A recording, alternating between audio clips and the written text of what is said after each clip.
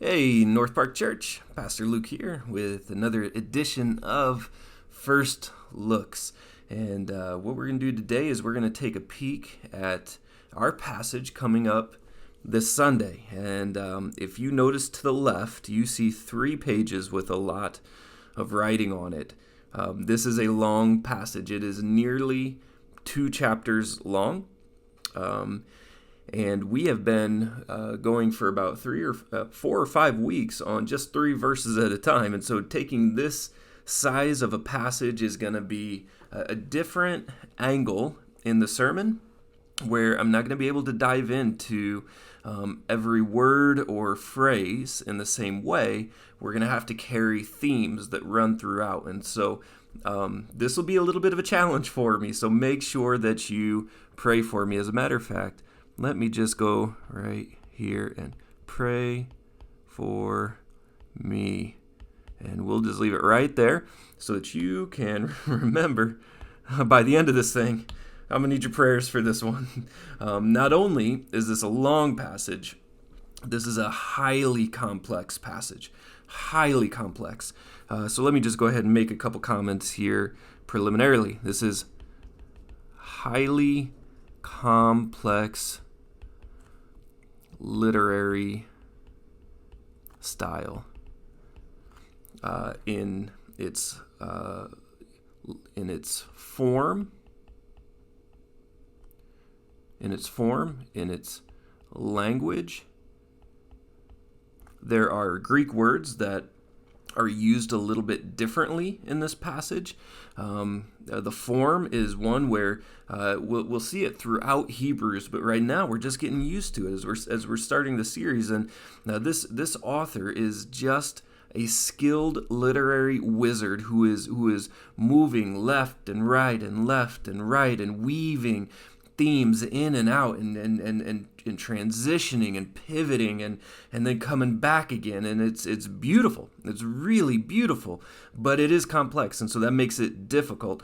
And then it's also highly complex because of its use of the Old Testament. Now, I want to take a second here. This is not just a difficulty because there's so many different passages used. There are, and so let me just many passages quoted, many Old Testament passages quoted, but second, they're used in strange ways to make the case Hebrews is making. Okay? And so we will tend to naturally look at some of these Psalms that are being quoted and just immediately pivot to Jesus. It's what we're trained to do. We put on our gospel glasses, and whenever we look at the Old Testament, we say, tell me about Jesus. But to rightly understand what the author of Hebrews is doing, we need to understand what these Psalms originally meant. What did this psalm mean? Psalm 2, right here. This is Psalm 2. This is verse 7 in particular. What did this mean to its original Israelite hearers before Jesus? And so we're going to have to do this with each one. And I'm not going to do it all on this right here because I'm going to involve some commentaries when I do that. But I'm going to have to find out the original meaning of each verse in its context in order to understand its use in Hebrews. All right? Now, it would be easy to just make the simple pivot to Jesus And oftentimes it is, yes, it is making a pivot to Jesus. But to know how it pivots to Jesus, that's what we want to be faithful in. I cannot be simplistic and just say, oh, Jesus is the Son of God, the second person of the Trinity. This must be talking about that. No, I need to go to Psalm 2 and say, what is the message there? And then how does that inform me about Jesus's mission, identity in his incarnation, death, and resurrection? And that's going to take some work.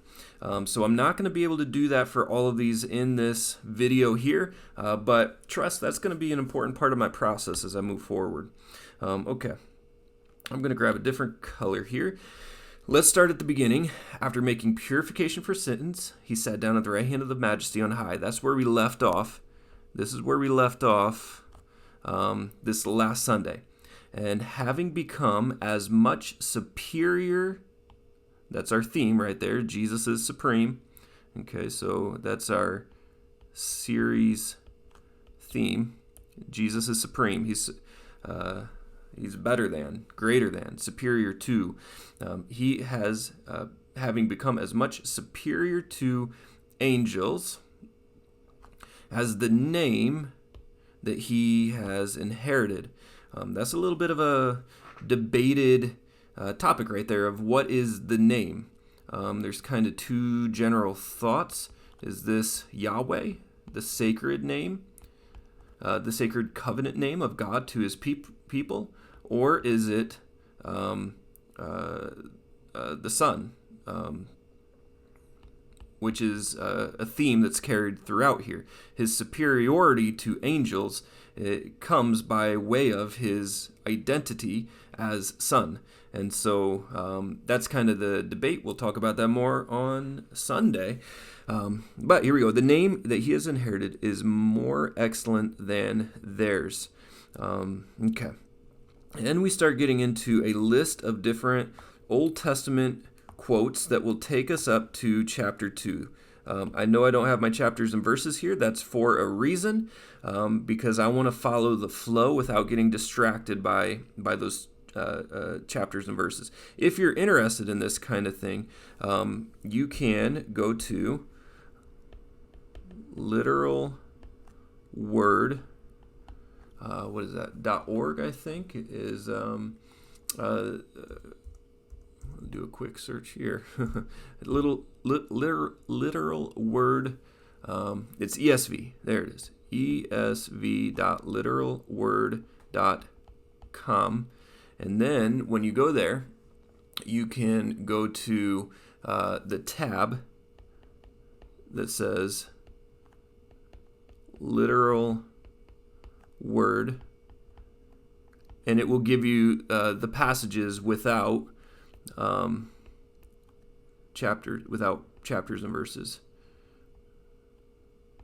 So that's a cool thing there. So I'm just gonna go ahead and leave that for you and move on. Okay, so this right here that's where chapter 2 starts, and that will be a natural breaking point for us, but we'll see that when we get there.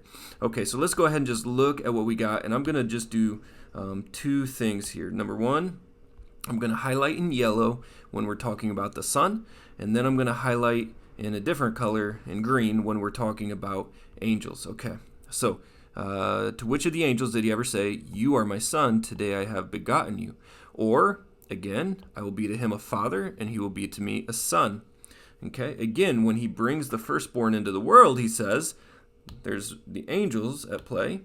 Let all the angels worship him. Of the angels, he says, he makes his angels winds and his ministers a flame of fire. But of the Son, he says, your throne, O God, is forever and ever. Scepter of uprightness is the scepter of your kingdom. You have followed righteousness and hated wicked. Therefore, God, your God, has anointed you with the oil of gladness beyond your companions. And the Lord laid the foundation of the earth in the beginning. The heavens, the work of your hands. But they will perish, but you remain. They will all wear out like a garment, like a robe. You will roll them up. Like a garment, they will all be changed. But you are the same, and your years have no end. And to which of the angels has he ever said? Of the angels, what has he ever said? Sit at my right hand. That's actually still of the Son, I guess. kind of a reference to the angels, but we can kind of see what he's doing here, where he's comparing and contrasting, going back and forth between the Son and the angels. We'll at least give it here. Which of the angels did he say? Just to trace it here. Of the angels. Okay. So what we have happening is we have Son, angels, Son, still Son here, and then we have the angels being referenced, but by way of showing what they have not received, here they are. Here we go. This is the passage that I was thinking of. Are they not ministering spirits sent out to serve for the sake of those who will inherit salvation? They did not receive this right here. Sit at my right hand until I make your enemies a footstool. Let me just share something with you. This right here, all right, this right here is Psalm 110. And do you know that this is the most cited Old Testament passage in the New Testament? Most cited passage right there.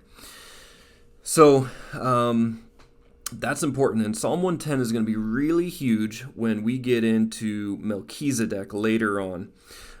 So let's just keep going here. All right. Now, when we get to chapter 2, we end up with the therefore.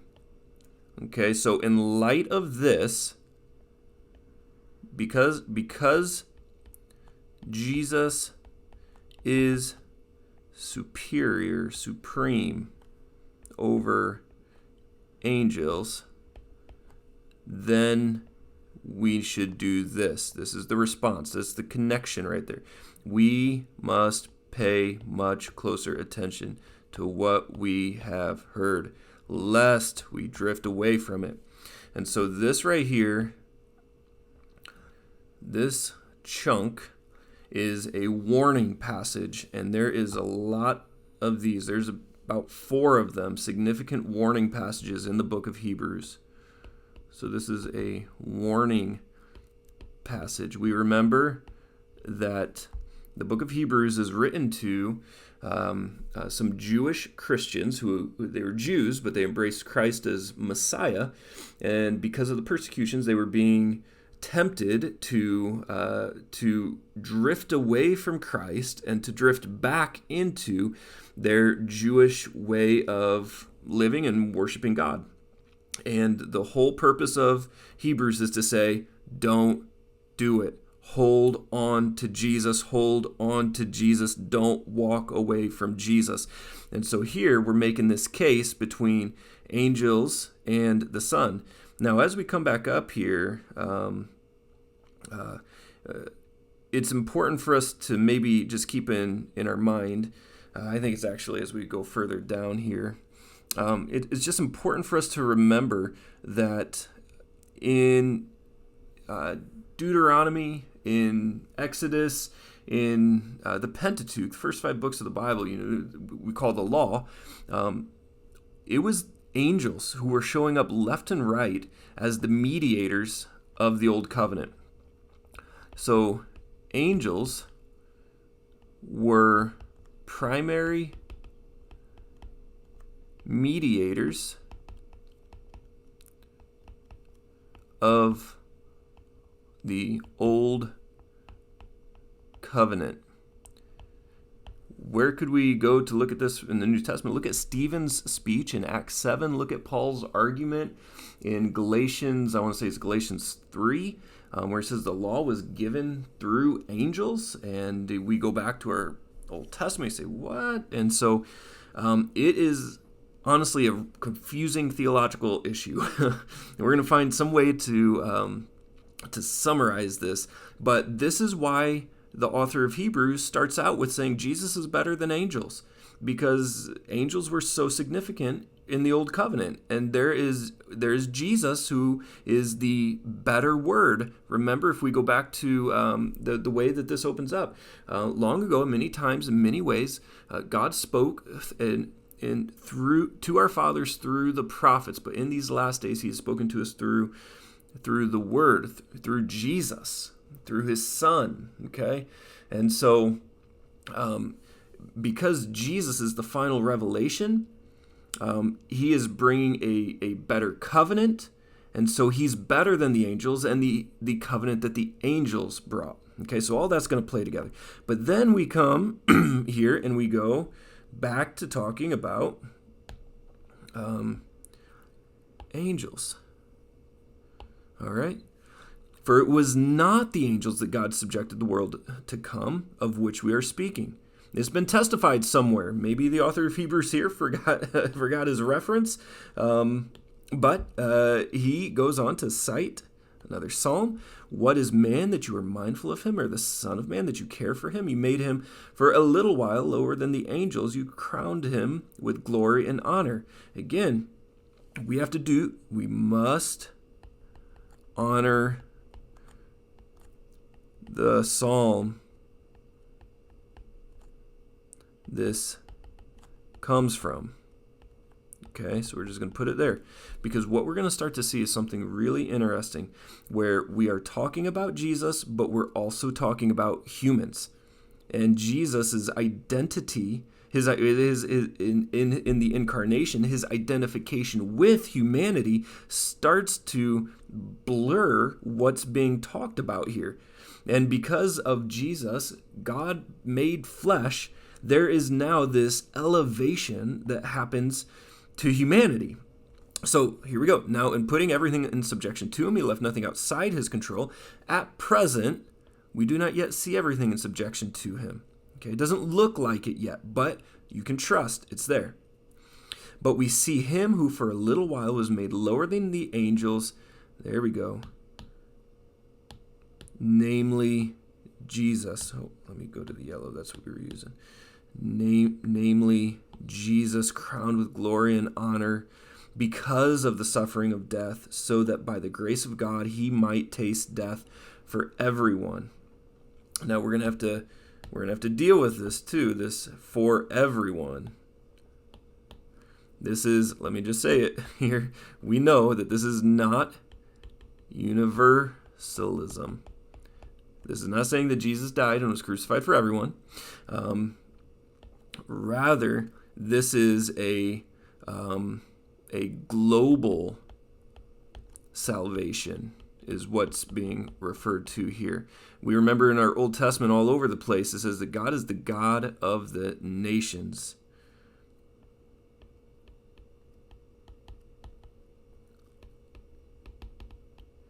And we know that Jesus broke down the dividing wall between Jew and Gentile.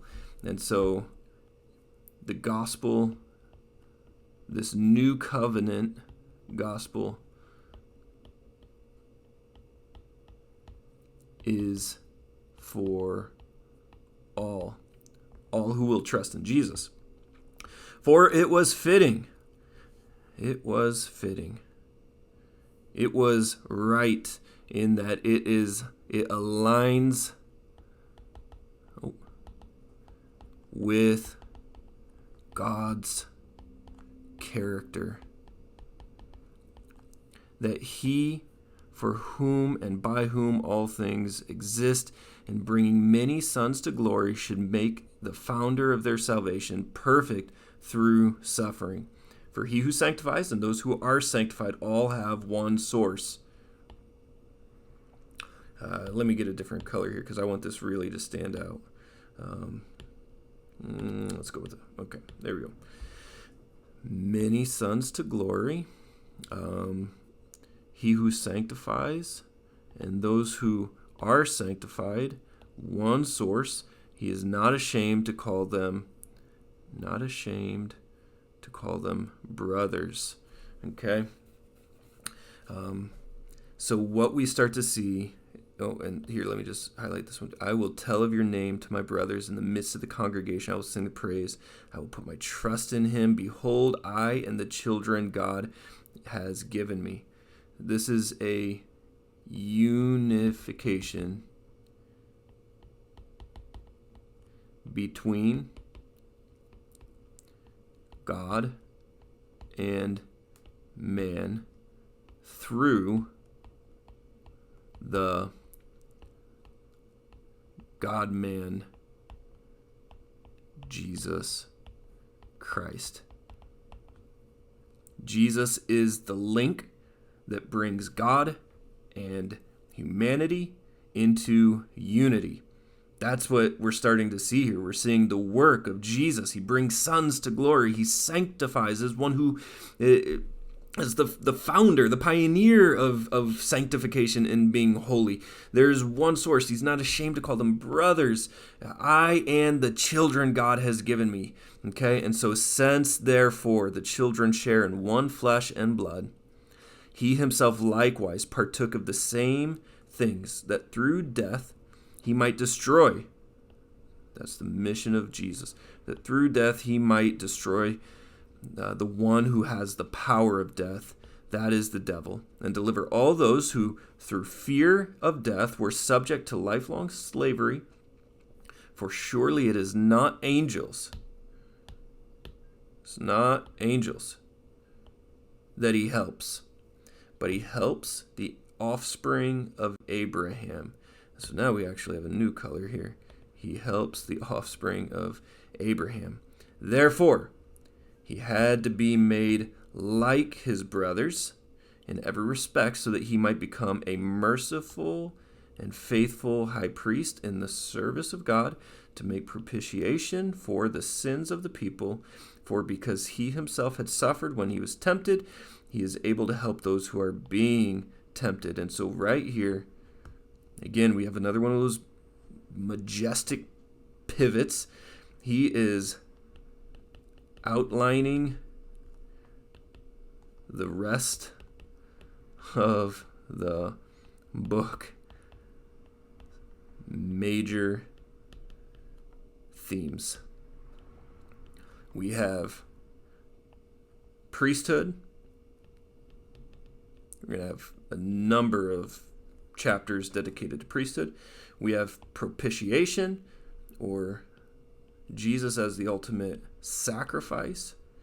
And we have the issue of temptation.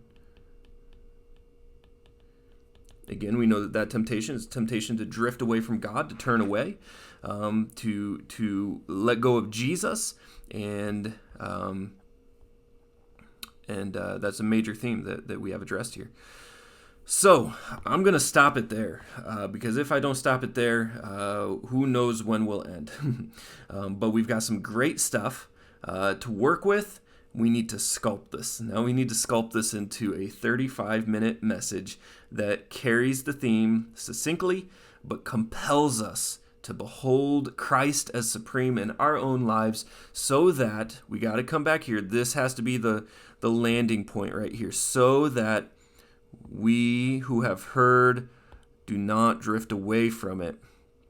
There it is. There's our exhortation that we're going to be taking away. So that's what we got. I look forward to Sunday. God bless you, church.